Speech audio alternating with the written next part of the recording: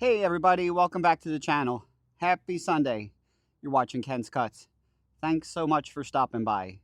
If you're a returning subscriber, thanks a lot for coming back. I want to start off by saying thank you to those last 4 or 5 subscribers that have joined in the past week since last Sunday's video. We're currently at 602. Makes me feel great. A couple of my woodhounds were actually messaging me, congratulating me on hitting 600.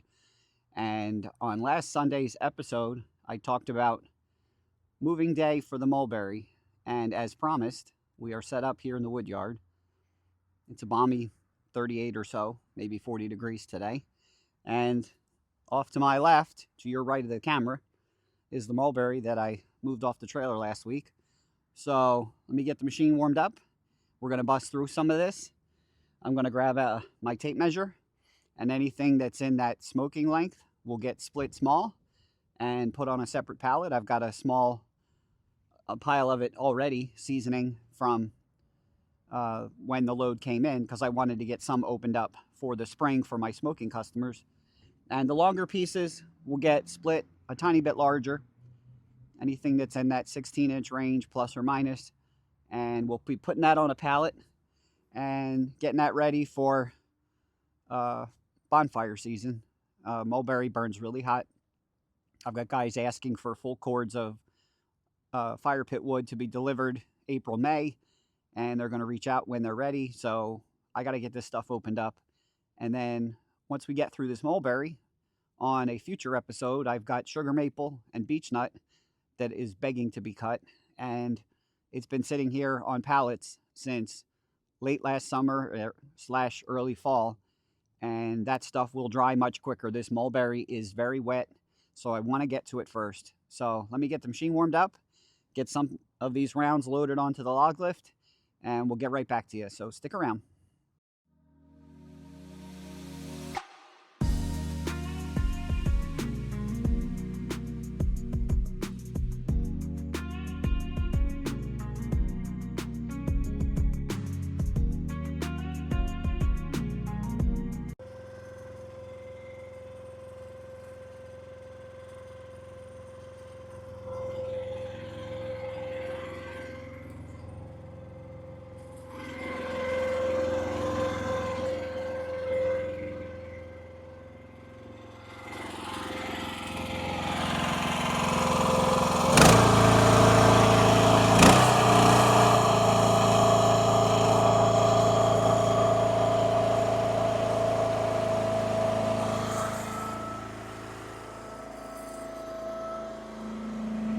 Alright guys, the first 4 candidates are smoking length pieces.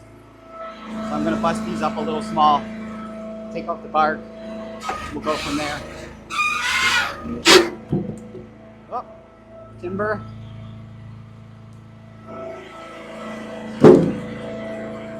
Make sure the camera's okay. Looks pretty good.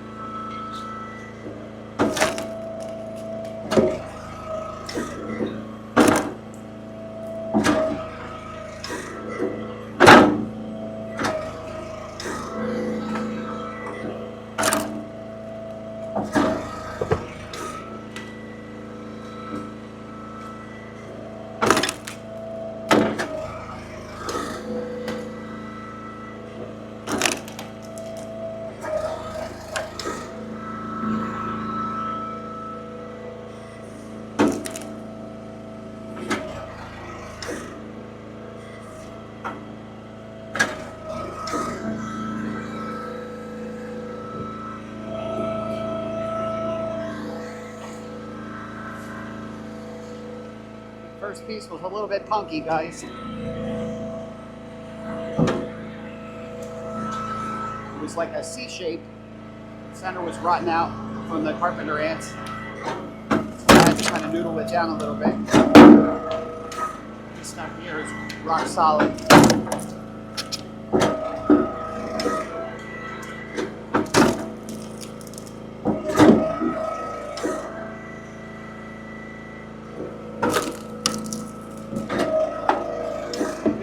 Back in the wood yard, guys. I haven't run this machine since the week between Christmas and New Year's. I had a subscriber, Mike Maloney, come to the yard to try out the machine. And I had a mobile split job for a coworker. And then New Year's came and went. It's been wicked cold. And I've been jonesing to get out here in the wood yard. Get this mulberry processed, put up, so we can start drying.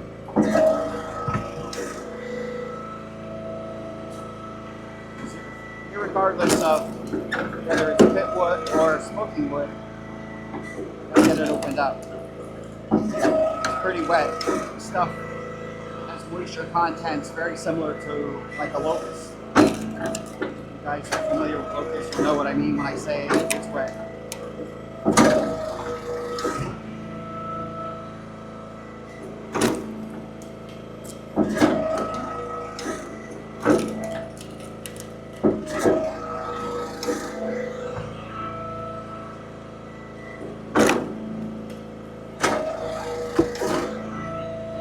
Dry. If it's holding bark like this, it's going to end up fire pit wood. I'm not going to go crazy painstakingly taking bark off of every piece. The heartwood in the center is like what I have right here. This is what the smoking guys like. Mulberry's got a profile very similar to apple.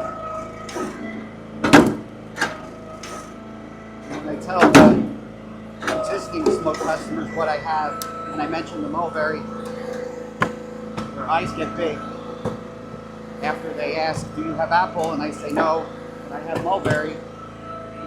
Those that smoke, they know what it's all about. Got a nice smoke profile, like the apple.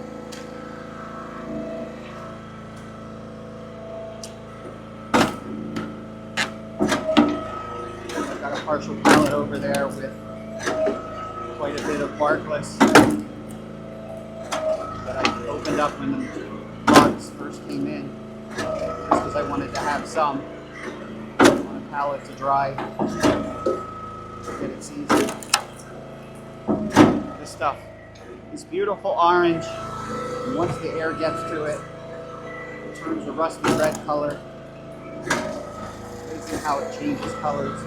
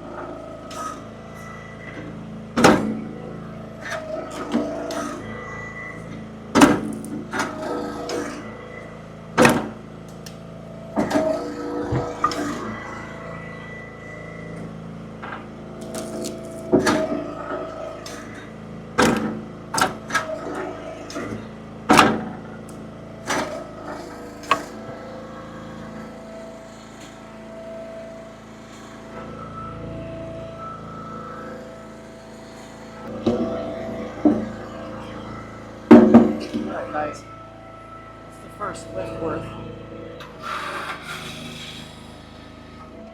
I'm gonna see myself needing a second wheelbarrow very soon, because these things fill up so quick.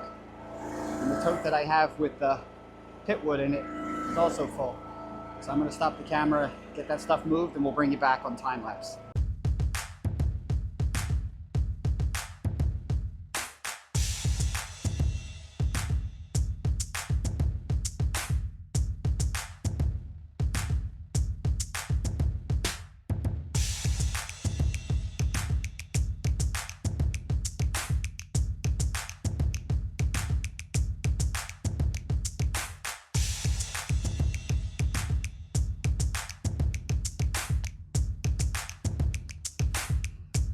Alright guys, that's another log lift full.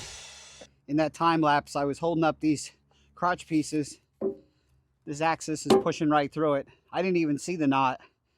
And as it pushed through, these crotch pieces kind of exploded it out of the split. And with my bare hands, I can tell you this stuff is like probably 45%. My moisture meter's in the house, but it's wet. I can feel it. It's actually very cold, quasi-icy, and splitting beautifully, obviously. But this piece, when I pushed through these boomerang or crotch pieces, you know, were popping out the side, and just goes to show that 17 tons of vertical force is all that you really need for this machine.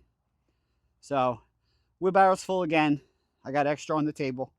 Let me go get this stuff stacked up, and going to do a little bit more splitting off camera, and I'll show you the pile once we get the pile stacked up, and I'll bring you back at that time. So stick around, guys. All right, guys, it's about 4 o'clock. Didn't get as much done as I wanted to. Obviously, filming takes time, and the weather tomorrow is going to be absolute crap, so I needed to let the engine cool down.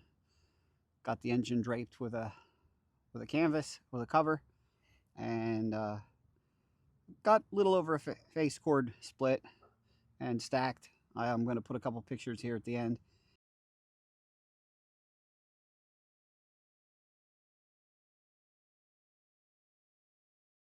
What can I say? It's the beginning of 2025.